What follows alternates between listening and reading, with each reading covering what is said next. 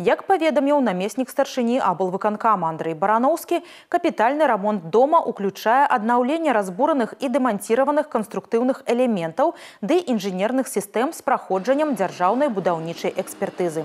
Гомельскі домабудаўнічы камбінат зараз вядзе устаноўку і монтаж крана для выканання аднаўленчых работ. Паралельна распрацоўваецца праектная дакументацыя. У рабочым парадку інстытут Гомель грамадзян праект перадае будаўнікам дадзеныя неабходныя для фармоўкі жалезабетонных канструкцый. Плануецца, што работы будуць завершаны ў маі гэтага года. Акрамя таго, як паведаміў старшыня гомельскага гарвыканкама Уладзімір Прывалаў, сённяшняга дня пачынаюцца выплаты грашовых кампенсацый жыхарам за кватэры, прызнаныя аварыйнымі. Памер разлічаны гомельскім агенцтвам па дзяржаўнай рэгістрацыі і зямельным кадастры і адпавядае рыначнаму кошту жылля. Сем'і, якія пражываюць у гасцініцы, забяспечаны харчаваннем і ўсім неабходным. Асаблівая ўвага надаецца дзецям.